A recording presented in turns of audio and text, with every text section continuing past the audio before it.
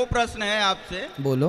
सबसे पहला प्रश्न ये कि बुद्धि और ज्ञान में अंतर क्या है? बुद्धि और ज्ञान में अंतर क्या है? अंतर क्या है? ज्ञान बुद्धि से मिलती है या बुद्धि ज्ञान से मिलता है? भाई ज्ञान सबके पास होता है, समझो। परिभाषा बताइए। छोटा बच्चा पैदा हुआ, आज पैदा हुआ, उस बच्चे के अंदर बुद्धि नहीं है, नहीं है ना। अभी बुद्धि उसके डेवलप होगी, बढ़ेगी। नहीं, अभी परिभाषा पे आइए। आ रहा हूँ बेटा, आ रहा हूँ, आने तो दो। अभी परिभाषा पे आइए। आ रहा हूँ। पेट भरने का ज्ञान सबके पास है, परिवार का ज्ञान सबके पास है कि ये मेरा है। चिड़िया भी रोती है जब उसके बच्चों को कोई मार डालता है, पक्षी आता है ना, तो वो भी बेचारी चै चै चै चै चै करके वो अपने भाषा में अपना दुख व्यक्त करती होगी। तो मतलब परिवार का सुख दुख उसे भी है, हाँ या ना। सांप बिल्ली को भी सुख दुख परिवार, एक तरीके से ये ज्ञान है। इसको सेंस कह सकते हैं, सेंस ही तो है, क्षमता कह सकते हैं। हाँ तो है ना, वो ज्ञान के अंतर्गत ही तो आया। समझने की क्षमता और ज्ञान, क्या ये दोनों चीजें अलग अलग? ये बेटा ज्ञान ही है। अब उसे आप भाषा में पर्यायवाची कितने भी नाम दे दो, सेंस दे दो। सेंस मीन्स क्या है? सेंस मीन्स ज्ञान ही है ना, वो इंग्लिश शब्द हो गया, हम हिंदी कह रहे हैं, ठीक है ना। अब बुद्धि। श्रीमन नारायण, मैं तृप्ति आप सभी का स्वागत करती हूँ अपने YouTube चैनल में। आज हम एक ऐसा इंटरेस्टिंग वीडियो लेकर आए हैं फ्रेंड्स, जिसमें एक व्यक्ति गुरु जी के समक्ष आता है और गुरु जी से कुछ क्वेश्चन करता है। एक सवाल उसका खत्म नहीं होता तब तक वो दूसरा सवाल वो गुरु जी से कर लेता है। बहुत ही शालीनता के साथ गुरु जी उनके सभी सवालों का जवाब देते हैं। पहला उसका क्वेश्चन ये होता है कि बुद्धि और ज्ञान में क्या अंतर होता है, बुद्धि से ज्ञान आता है या ज्ञान से बुद्धि आती है। इस तरीके से टेढ़े से मेढ़े क्वेश्चन बोल लेकर के गुरुजी के समक्ष आता है और अपने सवाल वो रख देता है। इस पे गुरुजी क्या समझाते हैं आगे हम इस वीडियो में देखेंगे। फ्रेंड्स, आप इस वीडियो को पूरा देखिएगा, स्किप मत कीजिएगा, क्योंकि हो सकता है इनमें से कोई ऐसे क्वेश्चन हो जो हमारे और आपके भी मन में रहे हों। तो बिना देरी करे वीडियो स्टार्ट करते हैं। श्रीमन नारायण गुरुजी जी, मेरा दो प्रश्न है आपसे। बोलो। सबसे पहला प्रश्न ये कि बुद्धि और ज्ञान में अंतर क्या है? बुद्धि और ज्ञान में अंतर क्या है? अंतर क्या है? ज्ञान बुद्धि से मिलती है या बुद्धि ज्ञान से मिलता है? भाई ज्ञान सबके पास होता है, समझो। परिभाषा बताइए। छोटा बच्चा पैदा हुआ, आज पैदा हुआ, उस बच्चे के अंदर बुद्धि नहीं है, नहीं है ना। अभी बुद्धि उसके डेवलप होगी, बढ़ेगी। नहीं, अभी परिभाषा पे आइए। आ रहा हूँ बेटा, आ रहा हूँ, आने तो दो। अभी परिभाषा पे आइए। आ रहा हूँ। छोटा सा बच्चा है, अभी उसकी बुद्धि नहीं है, पर वो जब अपने माँ के आंचल में मुंह लगाता है ना, बराबर है, तो वो ना चूसने लगता है। उसे किसने बताया कि चूसने से दूध आएगा? मतलब उसको ज्ञान है पेट भरने का। पैदा होते ही उसे ज्ञान हो गया ना, तुझे कैसे पेट भरना। माँ का वो आंचल पकड़ता है मुंह से और वो चूसने लगता है दूध। अब उसे दूध चूसना किसने सिखाया? अभी ना माँ ने सिखाया ना बाप ने सिखाया, बस माँ तो आंचल से लगाई, सीख गया। तो ज्ञान तो उसको है। चींटी भी लाइन पर लाइन सीधी सीधी चलती है, चींटी को भी ज्ञान है, हाथी को भी ज्ञान है, सबको ज्ञान होता है। पर जो बुद्धिमान होता है ना, वो इंसान होता है। ज्ञान सबके पास, इस धरती पे ऐसा कोई नहीं है, चाहे कीट पतंगा क्यों ना हो, सांप चूहा बिल्ली क्यों ना हो, सबको। अब कुत्ता को कितना ज्ञान है, उसकी कुत्ता की कुतिया जो होती है, देख लो ना, वो अपने बच्चों के लिए कैसा दूध पिलाती है। वो कहीं भी होगी पर अपने बच्चों के पास समय से आके दूध पिलाने के लिए, तो मतलब उसके पास ज्ञान है, बच्चों के पालन करने का ज्ञान, बच्चों का भरण। चिड़िया सारी जंगल में इतने सारा पेड़ होते हैं, लेकिन वो अपना घोंसला नहीं भूलती, सारे जंगल में जाके दाना मुंह में दबा के बच्चों के मुंह में डालती है। ज्ञान है ना परिवार पालन करने का। चिड़िया को भी ज्ञान है, पर बुद्धि नहीं है, ठीक है। बुद्धिमान कौन है?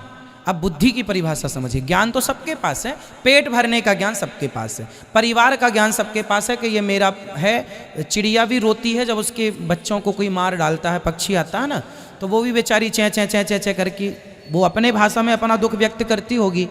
तो मतलब परिवार का सुख दुख उसे भी है, हाँ या ना।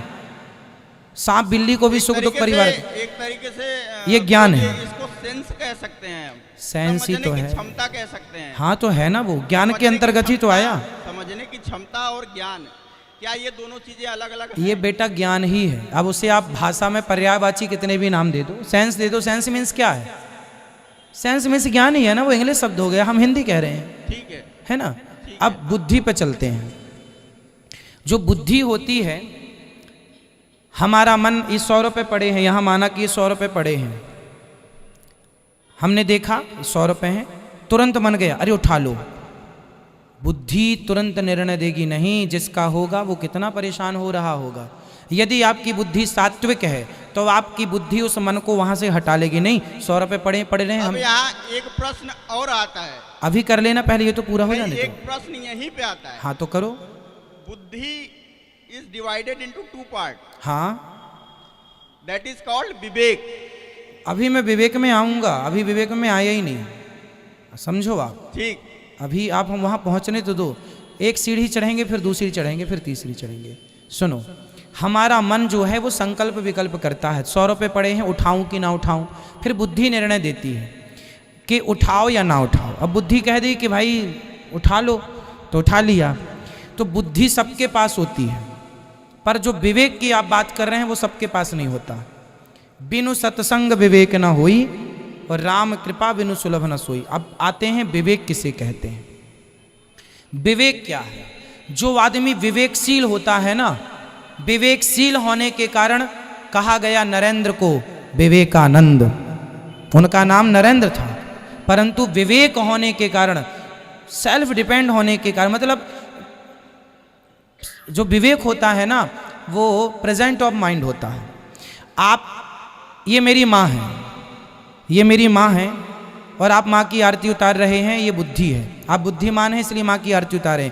पर विवेक कहता है, एक मिनट, विवेक कहता है कि ये मेरी माँ नहीं, माँ के रूप में भगवान है। जो अपनी माँ को सिर्फ माँ माने वो बुद्धिमान हो सकता है, पर जो अपनी माँ को भगवान मानकर उसकी सेवा करे वो विवेकशील है।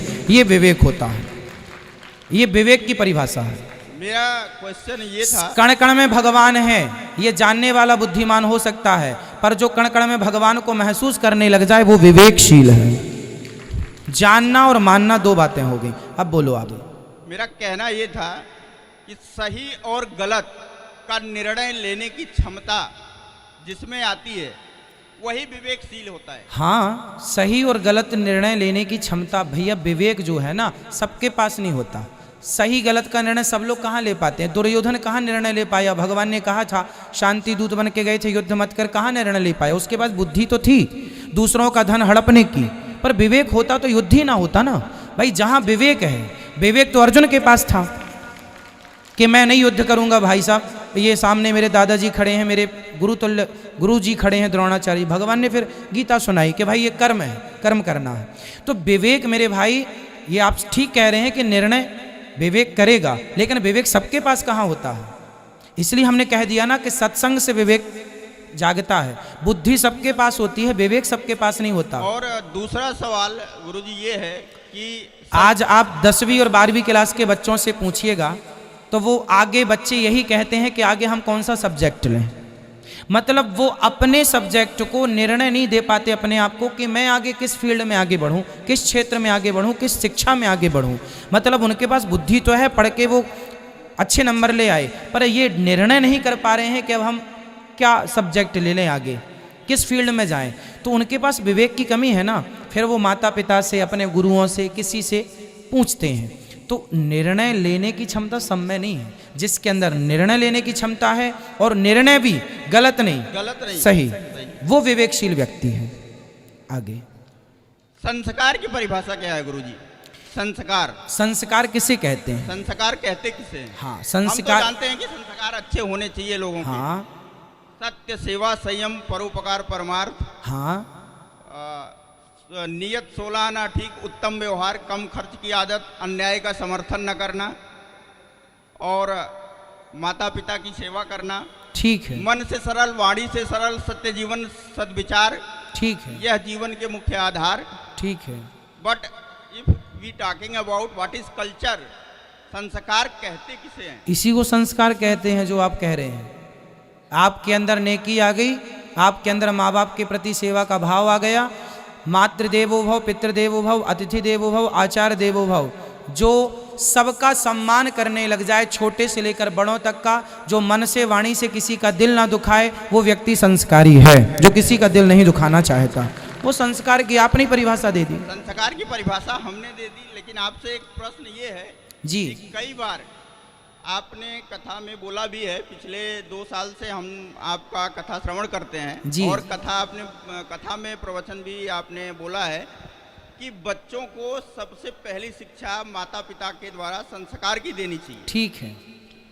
कई बार ऐसा होता है कि माता पिता के संस्कारी होने के बावजूद भी बच्चे असंस्कारी निकल जाते हैं। हाँ बच्चे निसंस्कारी निकल जाते हैं। ठीक है।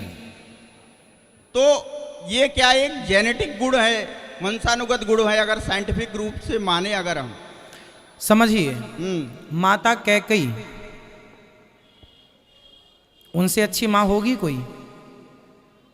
पर मंथरा के कुसंग से बिगड़ गई कि नहीं? ना कोई व्यक्ति अच्छा होता है ना कोई व्यक्ति बुरा होता है, उसकी संगति निर्णय लेगी कि उसे अच्छा बनाना है या बुरा बनाना। अच्छी संगति उसे अच्छा बना देगी, बुरी संगति उसे बुरा बना देगी। यहाँ उदाहरण सबसे बड़ा ज्वलंत माता कैकई, कैकई जैसी माँ, विदुषी माँ, बुद्धिमान, उनके जैसा भरत की माँ है, भरत जैसे महापुरुष की माँ है। राम को दूध पिलाया अपने आंचल का, वो कैकई मंथरा की संगति को ना कुसंगति पाए न साही, कुसंग पाकर कौन ना बिगड़ा। सबसे बड़ी माँ बाप, ना माँ बाप गलत है, ना बच्चे ही गलत है, ना आप ही गलत हो, ना हम ही गलत। आपको और हमें अच्छी संगति मिली तब ना आप अच्छी बातें कर रहे हैं हमसे। एक चीज गुरुजी, यदि आपको गलत संगति मिल जाती तो आप वो गलत संगति आपको शराबी बना देती, आपको मांसाहारी बना देती। यहाँ पर ही एक प्रसंग उठता है, साधु न छोड़े संत ही कोटिक मिले असंत। इसका क्या प्रमाण है? साधु न छोड़े संत ही कोटिक मिले असंत। हाँ देखो, ये भी बात चरित्रार्थ होती है कि नहीं? होती है, समझो ना। रामचरितमानस में लिखा है, गोस्वामी जी ने, 60 सुधरहि सतसंगति पाई, पारस परस कुधात सुहाई।